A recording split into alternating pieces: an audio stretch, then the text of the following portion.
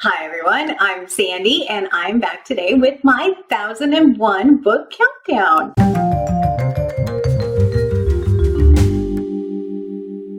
So this week was not necessarily the best week for reading from my 1001 book countdown, mainly because I have started this massive book, Blonde by Joyce Carol Oats. It is about 720 something pages and I'm about 40% of the way through it, which means I don't have a huge number of books to talk about in the 1001 book countdown this week, but I've made significant progress on Blonde, and I'm actually really enjoying it so far. It also actually qualifies me for the Big Book Summer Challenge that is being hosted by Sue Jackson.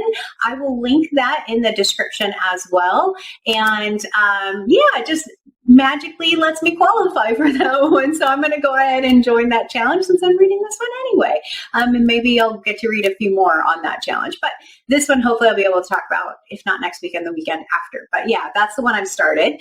But for today, we're going to go ahead and put up our numbers, which are 988 and 28.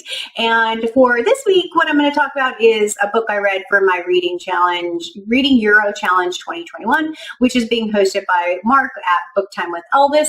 I will link that as well in the description. And we've been having so much fun in that. If you're not following Mark's updates, it has been really fun to watch soccer, and I don't watch soccer. So I was given Switzerland, and my last 1001 book countdown, I read both my Swiss book and my Wales book, even though it ended up I didn't have to read either, or I didn't have to read the Welsh book. But then Switzerland went on to play Italy and lost, which meant I had to pick up an Italy book. And then they went on to play Turkey, and they thankfully won because I didn't want to read my book from Turkey, at least not right now, which was Snow by Orhan Pamuk. I am excited about reading that book, just not right now. So the book I ended up with first picking up or wanting to read was The Story of the Lost Child, which ended up actually being book 4 in the Neapolitan series by Elena Ferrante. So I went and picked up My Brilliant Friend, which is book 1, and then decided I didn't want to read that one. So I ended up going back to my 1001 book list and finding this one, which is called Troublesome Love, also by Elena Ferrante. And as you can see, I have check this out from the library, and I have some markings on here, which I will talk about in a minute. And then, so when I went and looked up this book on my Goodreads, it said that it was still in my want to read list. When I checked my master list, it said I'd already read it. And then when my library piece also says that I have already read this, even though I didn't remember it. And there's probably a good reason for that. I'll talk about that in a second. I'm going to go ahead and count it though, because I did read it again this week. I did pick up a second Italy book, which is The House by the Medlar Tree. And I'm about 40% of the way in that. I just couldn't get it finished for today. So I'll talk about that one coming up, but I am about halfway, 40-ish% of the way through that. But for today, Troublesome Love by Elena Ferrante. So in the first line of the first page, the main character's mother, you learn that she drowned. And in this book, the next pieces of that are her trying to figure out what happened. You learn a little bit about some of the things her mom had done right before she died, and some characters that she was interacting with. And she's just basically trying to figure out what happened. And there's a ton of flashbacks when she was a child, with interactions with her mom, mixed in with current time, her at her mother's house, trying on her mom's clothes, trying to figure out what all happened. And the book, the writing was okay. Okay. It was not my favorite book. And there's a very specific reason why this is not my favorite book. But the story itself was just okay. You learn more about what happened to her mother as you go through the story. But the big problem I had with this book, and the ultimate reason why I ended up giving it 2 stars, was because of what I have marked here.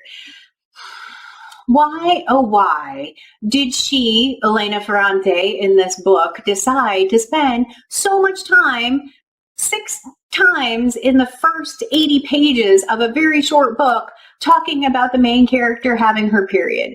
And that's exactly true. It starts at her mother's funeral in graphic detail. She has to leave and go to a bar to get cleaned up.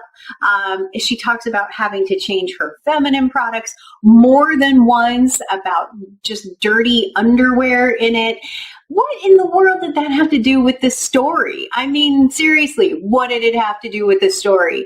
I was not happy about that. I mean, even in Blonde, in here, there's a little bit of like things like that, but it talks a little bit more about the psyche of the Marilyn Monroe character, because this is not a biography. It's more of a fictional telling of Marilyn Monroe.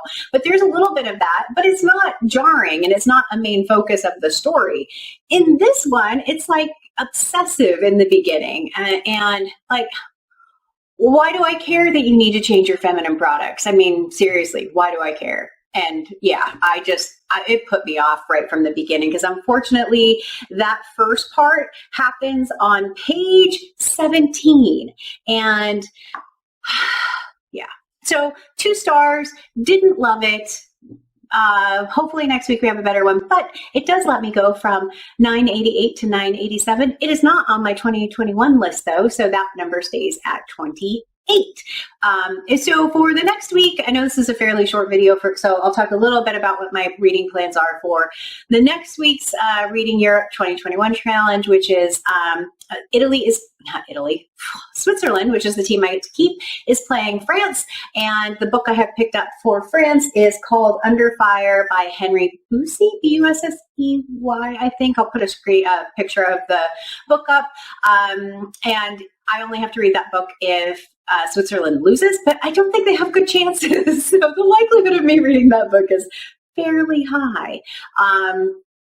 But other than that, I hope to finish Blonde by Joyce Carol Oats. And then in addition to that, I'm going to do a 1001 book Pride Month variation, which will include things like Orlando from Virginia Woolf and Giovanni's Room by James Baldwin. And then also, I can't pick it up right now, I have Alice B. Toklas, Gertrude Stein's The Autobiography of Alice B. Toklas.